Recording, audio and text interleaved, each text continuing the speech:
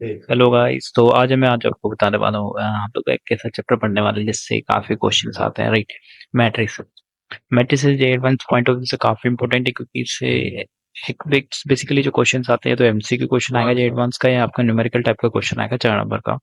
ठीक है, मतलब आपके 8 नंबर तो मिनिमम यहाँ से आ ही सकते हैं।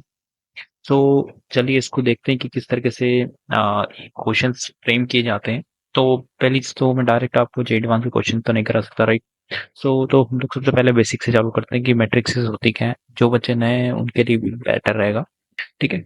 सो मैट्रिक्स अगर अगर हम बात करते हैं, कोई भी एम क्रॉस एन की अगर मैट्रिक्सेस है, ठीक है। ठीक है, तो उसकी जो एंट्रीज होती है, अगर मैं मान लेता ए, अगर मैं कोई मैट्रिक्स मानता हूँ, तो जो उसकी एंट्रीज होती है उसको स्मॉल ए से लिखा जाएगा। अगर मान लें कैपिटल बी है तो मैं यहाँ पे स्मॉल बी लिखता हूँ। तो मतलब इसी का अल्फाबेटिकल जो स्मॉल लेटर होता है उससे हम लोग उसकी एंट्रीज को लिखते हैं। एंट्रीज क्या होती है, जैसे कि मान लीजिए ये 1 2 3 4 मैंने लिखा, तो ये एंट्रीज एक्चुअल में, ठीक है। ये 1 1 एंट्री है। ठीक है। तो सिमिलरली यहाँ पे हम लोग बोल सकते हैं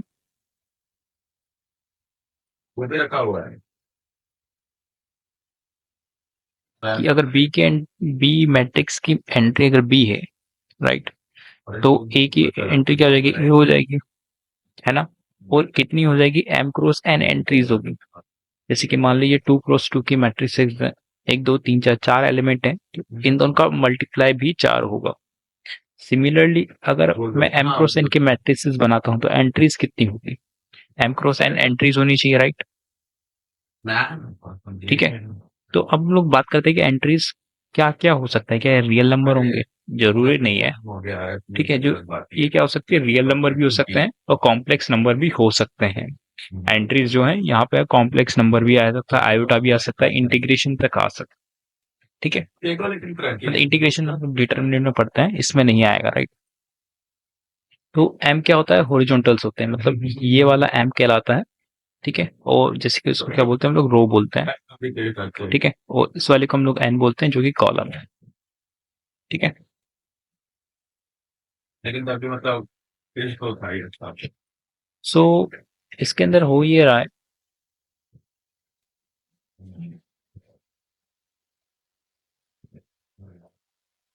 कि जब हम लोग एम क्रॉस एन की मैट्रिक्सेस बना रहे हैं, इसका फायदा क्या है। पहले चीज तो एक चीज बता दूं कि मैट्रिक्स को इस स्क्वायर बॉक्स से रिप्रेजेंट किया जाता है, जो कि मैंने यहाँ पे लिखा हुआ है एक्चुअल में। ठीक है, इस स्क्वायर बॉक्स से रिप्रेजेंट किया जाता है। ठीक है, और इसकी एंट्रीज को स्मॉल आई जी से रिप्रेजेंट किया जाता है। ठीक है, और बेसिकली ये जो मैट्रिक्स है इसकी वैल्यू हम लोग नहीं पता कर सकते, पहली चीज तो। दूसरी, मैट्रिसेस कैसी भी हो सकती है। ठीक है, मतलब जरूरी नहीं कि स्क्वायर मैट्रिक्स हो, मतलब एम और एन कुछ भी हो सकता है, राइट। बट नेगेटिव नहीं होगा, पॉजिटिव नंबर होगा। ठीक है, ये भी याद रखना। मतलब whole numbers in natural numbers में खेला जाएगा। ठीक है,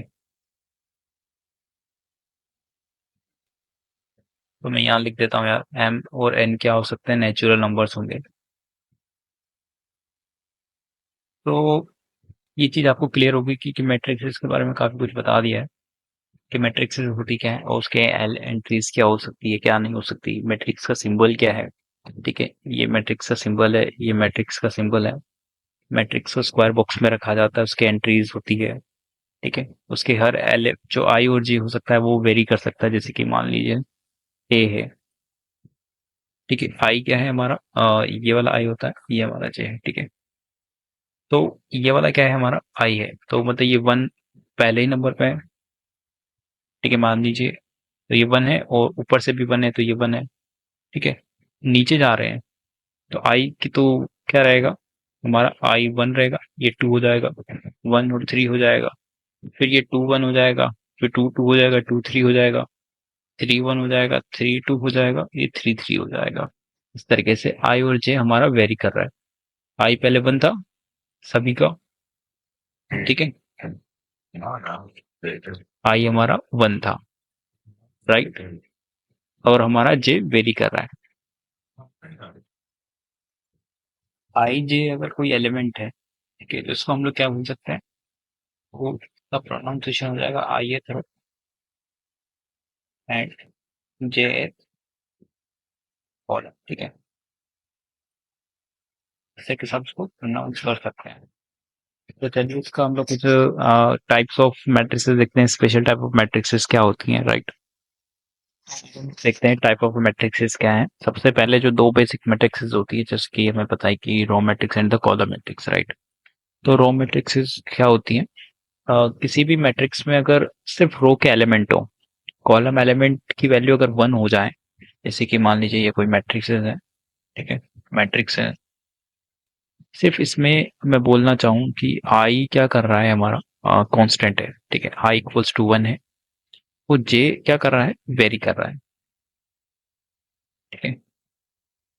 तो इस तरह की जो मैट्रिक्सेस होती है 1 जे वाली, दैट ऑल कंटेन्स, ये सभी किसमें आ जाती है, हमारी रो मैट्रिक्सेस में आ जाती है, ठीक है। तो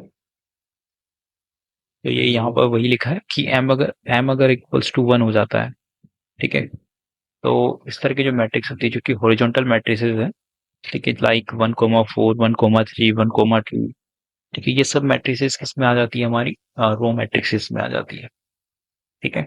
जैसे कि 1 2 3 4 5, तो यहाँ क्या आ जाएगा, जे की वैल्यू कितनी हो जाएगी, 5 हो जाएगी। इस तरह के मैट्रिसेस को हम लोग रो मैट्रिक्सेस बोलते हैं, ठीक है। कॉलम मैट्रिक्सेस में क्या हो जाएगा, ये वर्टिकल मैट्रिक्सेस भी कहलाती है, ठीक है, सॉरी। इसमें क्या होता है, हमारा जो जे होता है वो क्या होता है, कांस्टेंट रहेगा। जे की वैल्यू कितनी हो जाएगी, 1 हो जाएगी, और आई हमारा वेरी कर रहा होगा। तो मैं लिख देता हूँ आई क्या कर रहा होगा, वेरीज, और जे क्या कर रहा होगा, हमारा कांस्टेंट रहेगा, दैट इज द, सॉरी, हाँ, जे हमारा 1 रहने वाला है, ठीक है। तो यहाँ पे मैं लिख सकता हूँ 1 2 3 4 कुछ 5, ठीक है। तो यहाँ पे हमारा आई की वैल्यू कितनी आ जाएगी, 5 आ जाएगी, इस तरीके से, ठीक है। तो यहाँ पे हमारा 4,1 की ये मैट्रिक्स हो जाएगी, 5,1 की ये वाली हो जाएगी, ठीक है, कोई ये वाली कॉलम मैट्रिक्स। तो ये तरीके से हम लोग वर्टिकल मैट्रिक्स भी बोलते हैं। तो ये आप लोगों को समझ में आएगा किस तरीके से ये चीज हम मैं बता रहा हूँ, क्योंकि काफी बेसिक मैट्रिक्स थी। अभी कुछ और मैट्रिक्स आएगी जो कि काफी इंपॉर्टेंट रहने वाली है, तो उसको ध्यान से सुनिएगा, राइट। तो हम लोग थर्ड इंपॉर्टेंट मैट्रिक्स देखने वाले, that is the null matrix, ठीक है। तो नल मैट्रिक्स के क्या होते हैं, सारे के सारे जितने भी एंट्रीज होती हैं, मैं बोल सकता हूँ कि all the elements, all the entries are the zero, ठीक है। तो इसको हम लोग जीरो मैट्रिक्स बोलते हैं, ठीक है, डिनोटेड बाय ओ या जीरो, ठीक है। तो हम लोग जीरो से डिनोट करते हैं। तो मैं बोल सकता हूँ कि कोई मैट्रिक्स ये है, ठीक है। तो इसका एम क्रॉस एन क्या हो जाएगा, जितने भी एलिमेंट्स होंगे वो क्या हो जाएंगे, उसके जीरो हो जाएंगे, और A I J for all A I जे, ठीक है, ए आई जे, तो फॉर ऑल ए आई जे क्या बोल सकते हैं हम लोग, जो ए आई जे की वैल्यू होगी वो जीरो रहेगी, क्यों, क्योंकि सारे के सारे एलिमेंट जीरो हैं किसी भी आई और जे के लिए, राइट। तो अगर हम लोग किसी भी मैट्रिक्स को डिफाइन करते हैं नल मैट्रिक्स, तो उसके जितने भी ए आई जे एलिमेंट्स होंगे उसकी वैल्यू जीरो आने वाली है, ठीक है। तो ये इसकी क्या हो जाएगी, डेफिनेशन हो जाएगी नल मैट्रिक्स की। उसके कुछ एग्जांपल्स है, 3 क्रॉस 2 की जो मैट्रिक्स है वो सारे एलिमेंट जीरो है, तो ये क्या है, एक तरह की नल मैट्रिक्स है, ठीक है। बी की बात करें, 3 3 क्रॉस 3 स्क्वायर मैट्रिक्स है, ठीक है। तो इसके भी जितने भी एलिमेंट है वो जीरो है, ठीक है। तो इस तरीके से हमारा नल मैट्रिक्स या जीरो मैट्रिक्स कंप्लीट हो जाता है। तो अब हम लोग बात करते हैं सबसे important matrix, that is the identity matrix. तो अब हम लोग देखते हैं कि हमारी यूनिट मैट्रिक्स क्या होती है, राइट। तो यूनिट मैट्रिक्स, पहली चीज तो ये समझना कि यूनिट मैट्रिक्स के जितने भी डायगोनल एलिमेंट्स होते हैं वो क्या होते हैं, 1 होते हैं। जैसे कि यहाँ पर दिख रहा होगा आपको, ये क्या है, सारे के सारे 1 है। और जितने भी नॉन डायगोनल एंट्रीज है वो क्या है, 0 है। तो पहली चीज तो ये हमेशा स्क्वायर मैट्रिक्स होगी।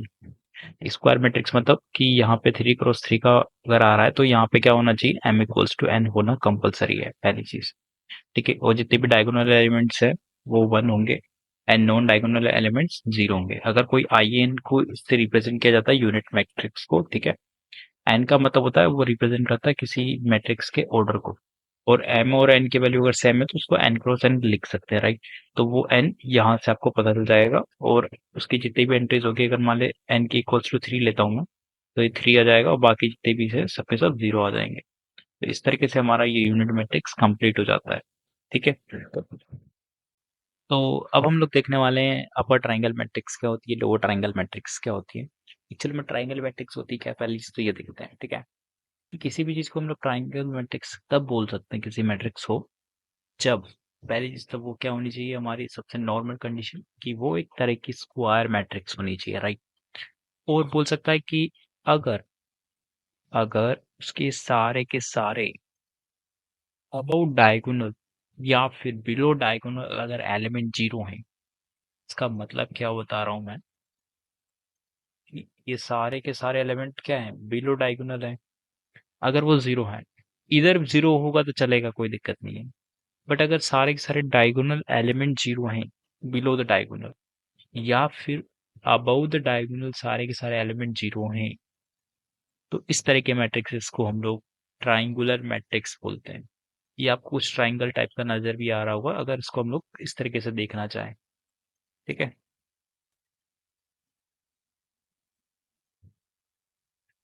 तो आपको ये चीज पता चलेगा जहां पर एलिमेंट्स हैं, इसलिए इस चीज को बोला गया है अपर ट्राइंगुलर मैट्रिक्स। यानी कि ए आई जे सारे के सारे जीरो होंगे जब आई इज ग्रेटर देन जे होगा। आई क्या होता है, ये होता है, और जे हमारा ये होता है। तो आई कहाँ पे जे से बड़ा है, इन एलिमेंट्स के लिए आई जे से बड़ा है, ठीक है, आई ग्रेटर देन जे। और इन एलिमेंट्स के लिए क्या बोल सकता हूँ मैं, हमारा जे है वो बड़ा है आई से। वो जो डायगोनल्स के एलिमेंट हैं, सबसे शानदार एलिमेंट्स, ठीक है, मैं इनके लिए क्या बोल सकता हूँ, मेरा आई इक्वल्स टू जे है, राइट। तो मैं बोल सकता हूँ कि अगर आई ग्रेटर देन जे, कि सारे के सारे एलिमेंट्स अगर जीरो हैं, तो यानी कि नीचे वाले सारे एलिमेंट जीरो हो गए, तो एलिमेंट्स कहाँ के बचे, ऊपर के बचे। तो इस तरह के मैट्रिक्स को क्या बोलेंगे, अपर ट्राइंगुलर मैट्रिक्स बोलेंगे, ठीक है। तो यह ट्राइंगुलर लिख देना, मैंने सिर्फ सिंबल बना दिया छोटा सा, ठीक है, वो परमानेंट सिंबल नहीं है, राइट। और अगर A I J equals to zero है जे ग्रेटर देन वन के लिए, then that matrix call the lower triangular, ठीक है, मैट्रिक्स। ठीक है, तीसरी बात आपको क्लियर हो गई होगी कि पहली चीज तो स्क्वायर मैट्रिक्स होना कंपलसरी है, ठीक है। तो एक स्क्वायर मैट्रिक्स को अगर हम लोग अपर ट्रायंगुलर मैट्रिक्स तब बोल सकते हैं जब all A I J zero होंगे, कब, जब आई ग्रेटर देन जे। आई ग्रेटर देन जे मतलब जो इस आ, हमारे डायगोनल है, प्रिंसिपल डायगोनल, उसके नीचे के जितने भी एलिमेंट्स अगर जीरो हो जाते हैं, तो बचे हुए एलिमेंट्स कहाँ पे हैं, सारे के सारे ऊपर की तरफ है, तो इसलिए इसको क्या बोला, अपर ट्रायंगुलर मैट्रिक्स, जिसके एलिमेंट्स बचे हुए हैं, ठीक है। और ई आई जे अगर जीरो है, जिसकी जे ग्रेटर देन आई है, तो उसमें हम लोग बोल सकते हैं कि ये सब क्या है, नीचे वाले क्या बचे होंगे, एलिमेंट्स बचे होंगे, ऊपर की सारी तरह जीरो हो गए, तो यानी कि ये क्या है, लोअर ट्रायंगुलर मैट्रिक्स है, ठीक है। तो ये तीसरी चीज आपको क्लियर हो गई होगी। तो इस तरह की हम लोग बोल सकते हैं कि अगर प्रिंसिपल डायगोनल के ऊपर के सारे एलिमेंट, या फिर और लिखा है यहाँ पे, या फिर नीचे के सारे एलिमेंट अगर जीरो हो जाते हैं, तो उस तरीके के मैट्रिक्स हम लोग क्या बोल सकते हैं, ट्रायंगुलर मैट्रिक्स बोल सकते हैं, ठीक है। और ये स्क्वायर मैट्रिक्स होना कंपलसरी है। तो हम लोग अब पढ़ते हैं कि डायगोनल मैट्रिक्स क्या होती है, स्केलर मैट्रिक्स क्या होती है, और यूनिट मैट्रिक्स से किस तरीके से डिफरेंट होती है, ठीक है। अब हम लोग थोड़ा सा डिफरेंस भी देखने जाते हैं, ताकि कि हमें पता चल जाए कि यार इन सब में डिफरेंस क्या कैसे आते हैं, राइट। सो अब डायगोनल मैट्रिक्स और स्केलर मैट्रिक्स में हम लोग डिफरेंस देखने वाले हैं, ठीक है। तो डायगोनल मैट्रिक्स वो मैट्रिक्स है सिर्फ जिसमें I equals to not equals to J वाले एलिमेंट्स कितने हैं, सारे की सारी एंट्रीज की वैल्यू क्या हो जाती है, जीरो हो जाती है। और आई इक्वल्स टू जे वाले कुछ ना कुछ उसकी वैल्यू होगी, ठीक है। मैं बोल सकता हूँ कुछ ना कुछ इसकी वैल्यूज होगी, ठीक है। ये भी जीरो हो सकती है, रियल नंबर हो सकती है, कॉम्प्लेक्स नंबर हो सकती है, कुछ भी हो सकती है, राइट। सो पहली चीज तो ये भी क्या है, एक तरह की स्क्वायर मैट्रिक्स होना कंपलसरी है, ठीक है। पहली चीज तो कंडीशन स्क्वायर मैट्रिक्स होना जरूरी है, ठीक है। दूसरी चीज की इसकी जितनी भी नॉन आई इक्वल टू जे वाली है, ठीक है, आई ग्रेटर देन जे, आई लेस देन जे वाली जितनी भी एंट्रीज है वो सारी की सारी क्या होनी चाहिए, जीरो होनी चाहिए। ठीक है, तो उसकी 3 क्रॉस 3 की अगर मैं बात करता हूँ, ठीक है, तो 3 क्रॉस 3 की ये है, तो यहाँ पे 2 3 4 के हमारे डायगोनल्स के एलिमेंट्स हैं। तो डायगोनल मैट्रिक्स को हम लोग इस तरीके से लिखते हैं, डायगोनल मैट्रिक्स अगर आपको इस तरीके से दिखा हुआ है 2 3 4, ठीक है, सॉरी ये मैंने थोड़ा सा गलत कर दिया यहाँ पे, आई थिंक ये डॉट नहीं आएंगे, ठीक है, एलिमेंट्स के बीच में डॉट नहीं आता, ठीक है, 2 3 4 इस तरीके से मैंने लिख दिया। इसका मतलब क्या है कि ये हमारा 1 1 वाला एलिमेंट है, A 1 1, ये हमारा A 2 2 वाला एलिमेंट है, ये मेरा A 3 3 वाला एलिमेंट है।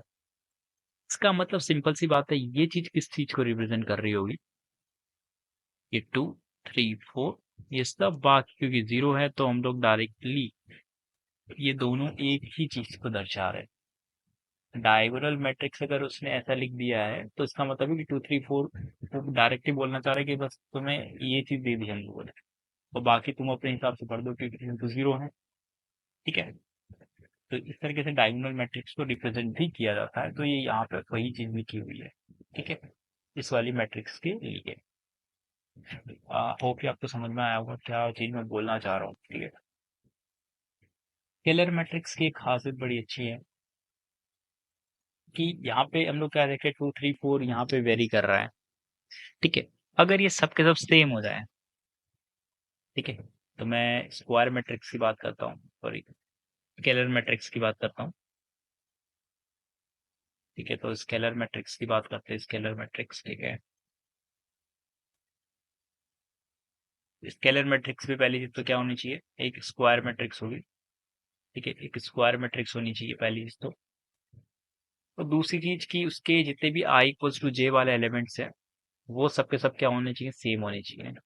ठीक है, और आई नॉट इक्वल्स टू जे वाले जितने भी एलिमेंट्स है वो क्या होने चाहिए, जीरो होने चाहिए। ठीक है, मैं बोल सकता हूँ जीरो होना चाहिए, राइट। तो ये सब चीजें अगर आपको पता है सिंपली, तो आप पता कर सकते हैं कि ये क्या है, एक तरीके स्केलर मैट्रिक्स। ठीक है, तो स्केलर मैट्रिक्स से कुछ एग्जांपल देखते हैं, जैसे कि ये वाला है। ठीक है, यहाँ पे मैं ले लेता हूँ ए 0 0 0 0 0 0 इस तरीके से, तो ये हमारी एक तरीके स्केलर मैट्रिक्स है। ठीक है, अब हम लोग देखते हैं कि डिफरेंसेस क्या आ रहे थे। ठीक है, किस किस के बीच में, हमारी पहली जो हम लोगों ने पढ़ी थी यूनिट मैट्रिक्स, सेकंड हम लोगों ने देखी डायगोनल मैट्रिक्स, थर्ड हम लोगों ने देखी है हमारी स्केलर मैट्रिक्स। इन तीनों में डिफरेंसेस क्या है, ठीक है, और तीनों में सिमिलरिटी क्या है वो भी हम लोग देखेंगे। पहली चीज तो तीनों की तीनों क्या है, स्केलर मैट्रिक्स है, सॉरी स्क्वायर मैट्रिक्स है। ठीक है,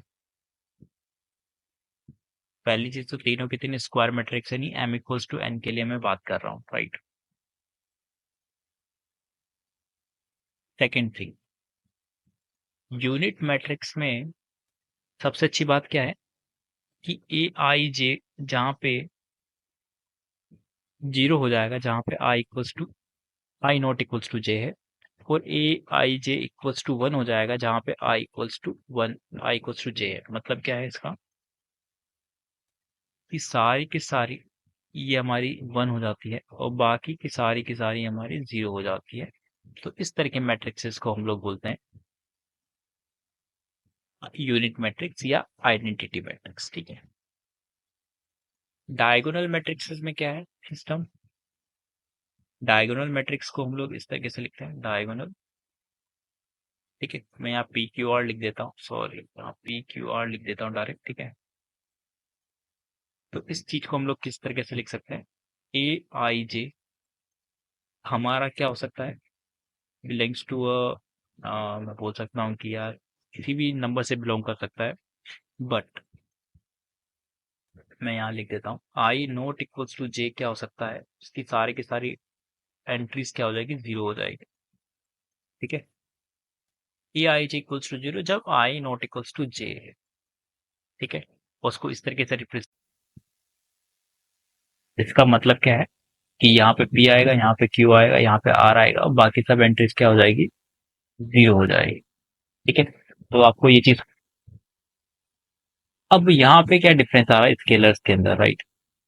स्केलर के अंदर एक्चुअल में डिफरेंस क्या आ रहा है मैं आपको बताना चाहता हूँ, ठीक है। स्केलर मैट्रिक्स में क्या है कि यहाँ पे I equals I not equals to J, यहाँ पर भी क्या है, 0 है, ठीक है। ए आई जी की वैल्यू क्योंकि हर किसी केस में आ रही है, यहाँ पर भी आ रही है, यहाँ पर भी आ रही है और यहाँ पर भी आ रही है, सेम चीज, ठीक है। यहाँ पे आई जे इक्वल्स टू 1 था, ए आई जी की वैल्यू 1 थी सारी के सारी, ठीक है। या ए आई जी की वैल्यू कुछ भी हो सकती है, तो यहाँ पे मैं बोल सकता हूँ, सॉरी, यहाँ पे ए आई जे की वैल्यू सेम रहेगी तीनों की। मैं बोल सकता हूँ कि ए आई जे इक्वल्स टू, क्या बोल सकता हूँ, सेम रहेगी कब, जब आई इक्वल्स टू जे है, ठीक है। सेम रहेगी मतलब इसको मैं के मान लेता हूँ क्योंकि वो सब क्या हो सकती है, सेम रहेगी, ठीक है। तो इस तरीके से ये वाली चीज कंप्लीट हो जाती है कि ये वाली जितनी भी एलिमेंट है मान लेते के मान लेते तो ये सब के हो जाएगा, बाकी सब एंट्री 0 हो जाएगी। तो यहाँ पे क्या हो रहा है स्केलर मैट्रिक्स में कि सबके सब वैल्यू सेम है डायगोनल की, जबकि सॉरी हाँ डायगोनल की, ठीक है। डायगोनल मैट्रिक्स क्या है, ये सबके सब वैल्यू डिफरेंट भी हो सकती है, सेम भी हो सकती है, ठीक है, या 0 भी हो सकती है। तो यूनिट मैट्रिक्स में क्या है, सबके सब वैल्यू 1 होती है। तो यानी कि यहाँ काफी सारे रिजल्ट बना सकते हैं, किस तरह के रिजल्ट बना सकते हैं वो, होल यूनिट मैट्रिक्स क्या हो सकती है, डायगोनल मैट्रिक्स भी हो सकती है और क्या हो सकती है, एक स्केलर मैट्रिक्स भी हो सकती है, ठीक है। मैं बोल सकता हूँ होल यूनिट मैट्रिक्स क्या हो सकती है, डायगोनल मैट्रिक्स भी होगी हमेशा, कोई स्केलर मैट्रिक्स भी होगी, ठीक है। कन्वर्ट्स ट्रू हो ये जरूरी नहीं है, ठीक है। और मैं क्या बोल सकता हूँ, ठीक है, वो क्या बोल सकते हैं, होल स्केलर मैट्रिक्स क्या हो सकती है,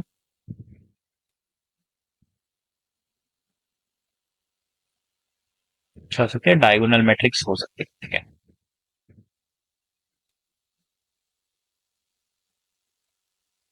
तो ये दो रिजल्ट आप रिमेम्बर कर सकते हैं क्योंकि आपको डिफरेंस पता है, ठीक है। तो अब हम लोग देखते हैं कि कुछ और तरह की डायगोनल मैट्रिक्स मतलब और तरह की मैट्रिक्स भी होती है क्या। कुछ इंपॉर्टेंट मैट्रिक्स, सिंगुलर मैट्रिक्स क्या हो सकती है, ठीक है। सिंगुलर मैट्रिक्स का क्या होता है, डिटर्मिनेंट क्या हो सकता है, 0 होता है, नॉन सिंगुलर में नॉन 0 रहेगा, ठीक है। बट वो डिटर्मिनेंट के बाद पढ़े कि अभी पढ़े, मैं आपको अभी बता देता हूँ क्योंकि ये डिटर्मिनेंट से थोड़ा सा हम लोग एनालॉजी लेंगे कहीं ना कहीं, ठीक है। डिटर्मिनेंट और मैट्रिक्स को एक साथ पैरेलली रन करेंगे आगे वाले लेक्चर्स में, ठीक है, ताकि आपको कनेक्शन बना रहे दोनों के बीच में, ठीक है। अब हम लोग बात करते हैं कि सिंगुलर मैट्रिक्स होती क्या है, ठीक है। सिंगुलर मैट्रिक्स वो मैट्रिक्स है जिसका क्या है, डिटर्मिनेंट क्या है, 0 है। अदरवाइज जो कि नॉन सिंगुलर मैट्रिक्स होती है उसका डिटर्मिनेंट क्या हो सकता है,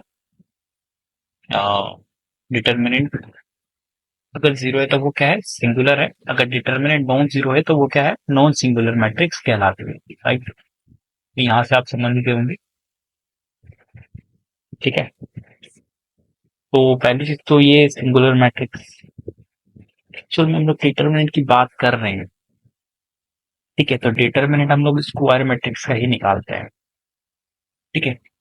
तो पहली चीज तो कि सिंगुलर मैट्रिक्स क्या होनी चाहिए, स्क्वायर मैट्रिक्स भी होनी चाहिए, ठीक है। स्क्वायर मैट्रिक्स, तो सिंगुलर मैट्रिक्स आप स्क्वायर मैट्रिक्स का डिटर्मिनेंट क्या होता है, 0 होता है। अगर डिटर्मिनेंट 0 नहीं है तो वो नॉन सिंगुलर कहलाएगी। एक तीसरी बात आपको क्लियर हो गई होगी, ठीक है।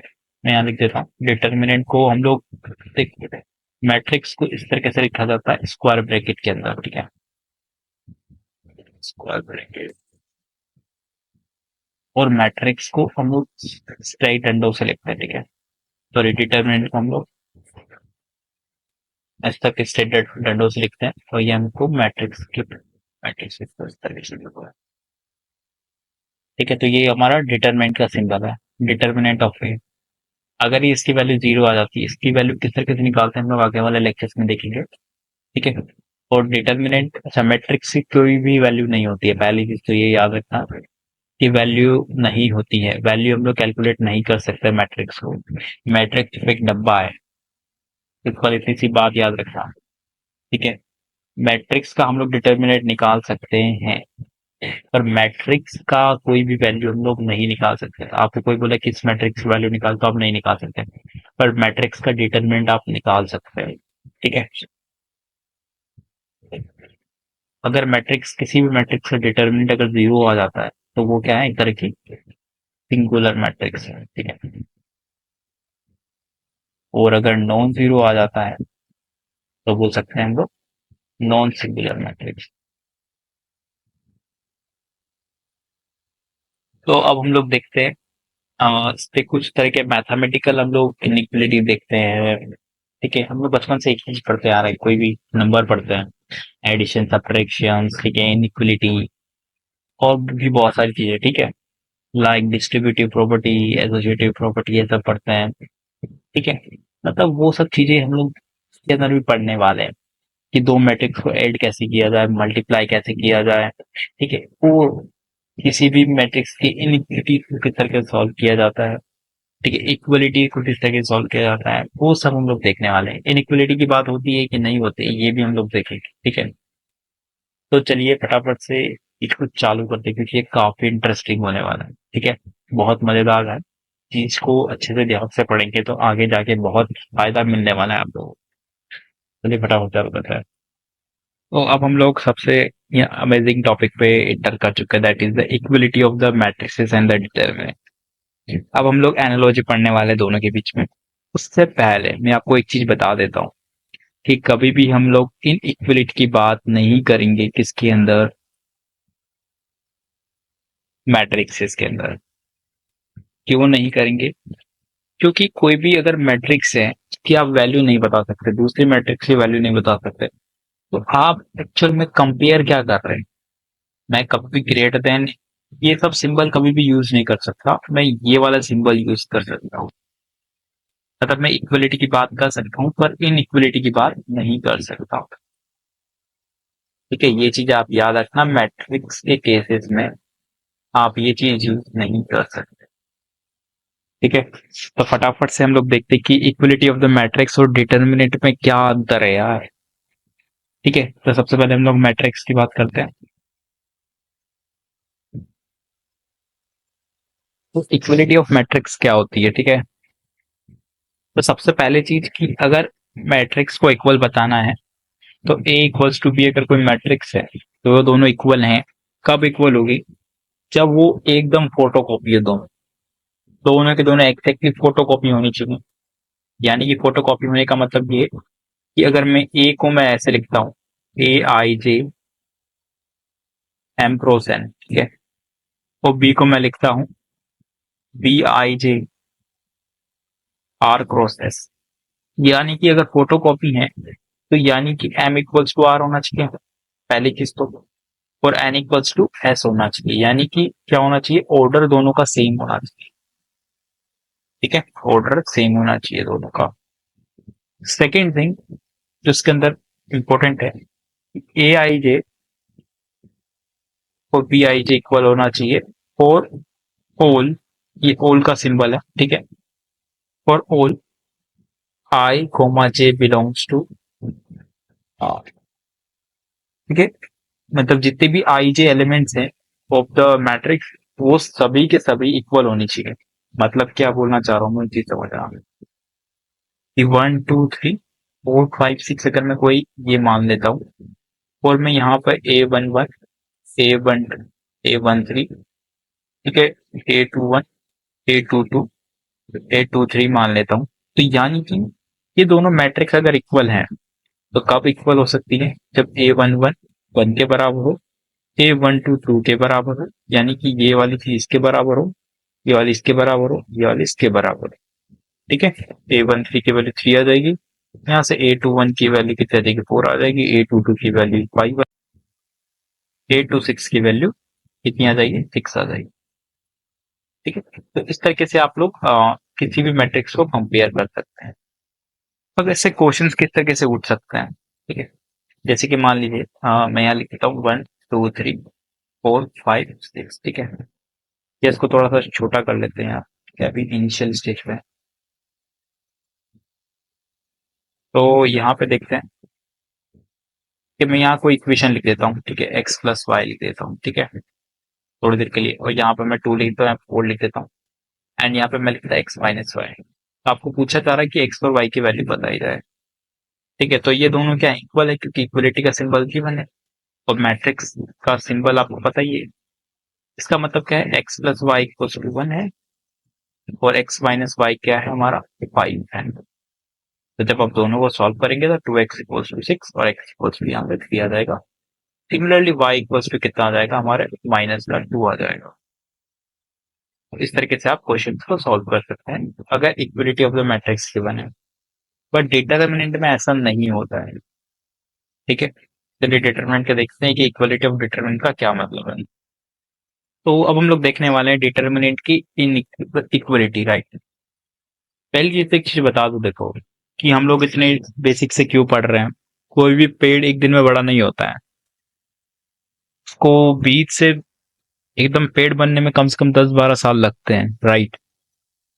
तो आप ये मत सोचिए कि इतना बेसिक से क्यों पढ़ा रहा हूं मैं अभी, कि जैसे जैसे हम लोग आगे पढ़ेंगे तो यही बेसिक थिंग्स आपको आगे जाके काफी मदद करने वाली है।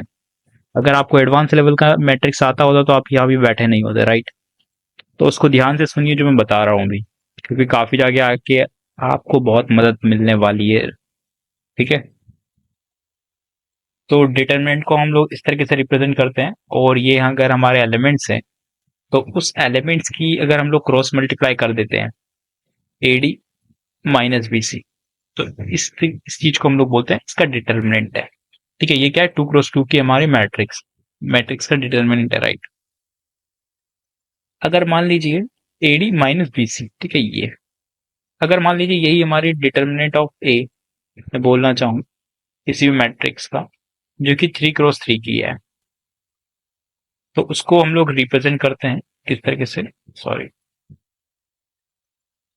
मैट्रिक्स का अगर हमें डिटरमिनेंट निकालना है तो ABCDEFGHI में मान लेता हूँ थोड़ी देर के लिए, ठीक है। हम लोगों को इस एलिमेंट को एज इट इज रखना होता है और इस वाले मैट्रिक्स का हम लोग को क्रॉस मल्टीप्लाई करना होता है। तो क्रॉस मल्टीप्लाई में क्या आ जाएगा, E/I माइनस F/H, ठीक है, प्लस का साइन।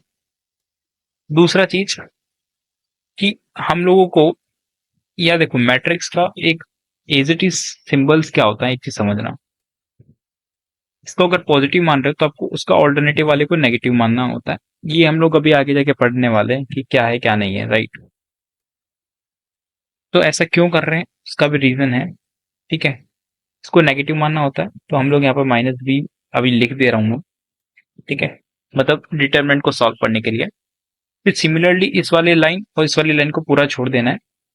तो मैं बोल देता हूँ यार, इसको थोड़ा सा पेन को हाईलाइट कर देते हैं, रुको।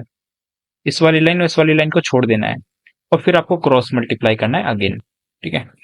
जब आप अगेन क्रॉस मल्टीप्लाई करेंगे तो क्या आ जाएगा,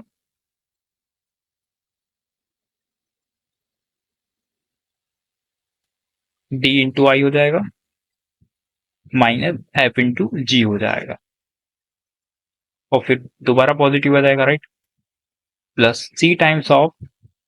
अब आपको दोबारा वो चीज छोड़नी है तो मैं थोड़ा सा कलर चेंज कर लेता हूँ। तो मैंने C वाले की लाइन को क्या कर दिया, मार्क कर दिया है। अब जो भी बच रहा हुआ उसको हम लोग क्रॉस मल्टीप्लाई कर देंगे।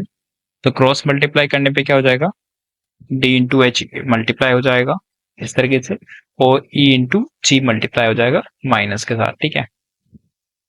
तो ये वाली चीज क्या हो जाएगी, हमारी डिटर्मिनेंट हो जाएगी किसी भी 3x3 मैट्रिक्स के डिटर्मिनेंट हो जाएगा, राइट। तो ये चीज आपको समझ में आ गई होगी कि हम लोगों को एक स्क्वायर डिब्बे का मल्टीप्लिकेशन करना होता है इस तरीके से क्रॉस मल्टीप्लाई करके। वो जैसे कि मान ली इस वाले एलिमेंट को मैंने लिया, तो उस वाली रो को आप छुपा लीजिए इस तरीके से। ठीक है, इस वाली रो को हटा दो, इस वाली रो को हटा दो, तो जो भी रो बचती है, ठीक है, उसको आप लोगों को क्रॉस मल्टीप्लाई कर देना है और पॉजिटिव नेगेटिव साइन के साथ करना है हमेशा। ठीक है, पॉजिटिव नेगेटिव पॉजिटिव। ठीक है, और इसका ऑर्डर यही रखना है आप लोगों को। ठीक है, तो आपको इजी रहेगा। आगे जाके हम लोग डिटरमिनेंट की और भी प्रॉपर्टीज इसको अच्छे से पढ़ेंगे, डिटेल में काफी पढ़ने वाले हैं, तो उसकी चिंता मत कीजिए कि ये कैसे करके से बता दिया पॉजिटिव नेगेटिव क्यों होता है। का एग्जैक्टली पूरा का पूरा रहेगा आप लोगों के लिए। ठीक है, ट्रांसपोज क्या होता है, ठीक है, को मैट्रिक्स क्या होती है, ठीक है, वो सब आपको पूरा रहने वाला है। तो पहले इक्वलिटी की बात करते हैं कि इक्वलिटी होती क्या है मैट्रिक्स की यार। ठीक है, तो मैं बोल देता हूँ कि कोई मैट्रिक्स ए और मैट्रिक्स बी इक्वल है, ठीक है, तो जरूरी नहीं है कि इसकी एलिमेंट्स भी इक्वल हो। मतलब क्या बोलना चाह रहा हूँ मैं, 1 2 3 4 है, ये है, ठीक है,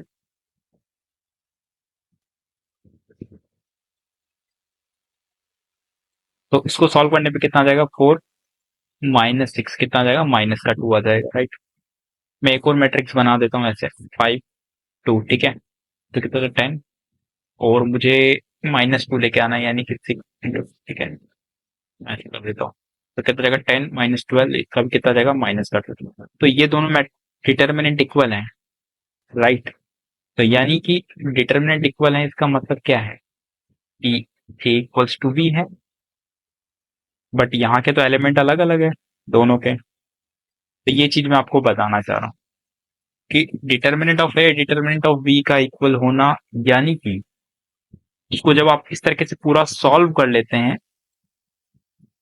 तब वो इक्वल है, उसके एलिमेंट्स इक्वल नहीं है। एलिमेंट इक्वल हो भी सकते हैं, नहीं भी हो सकते, ये चीज आप याद रखना। ठीक है, मैं बोल सकता हूँ कि value on solving are equal, are equal, it doesn't mean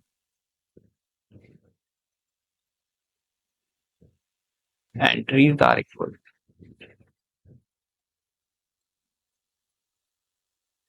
ठीक है, एंट्रीज इक्वल नहीं भी हो सकती और हो भी सकती है। ठीक है, जनरली केसेस में नहीं होती। डिटरमिनेंट इक्वल होने का मतलब ये है कि आप पूरा सॉल्व करना है, अगर इसमें कोई एक्स है तो पूरा आपको सॉल्व करना है। ठीक है, इस तरीके से जो मैंने आपको बताया ये वाला तरीका, इस तरीके से आपको सॉल्व करना है पूरा, और फिर एक जो भी हमारी इक्वलिटी बन रही होगी, इक्वेशन बन रही होगी, आपको उसको सॉल्व करके एक्स की वैल्यू निकाल लेनी है। ठीक है, तो डिटर्मिनेंट और मैट्रिक्स की इक्वलिटी में आपको पहले तो डिफरेंस पता चल गया होगा कि डिटर्मिनेंट में एंट्रीज की सब कुछ इक्वल होता है, डिटर्मिनेंट में उसकी जो वैल्यूज आती है, फाइनल वैल्यूज आती है, वो इक्वल होती है सर। ठीक है,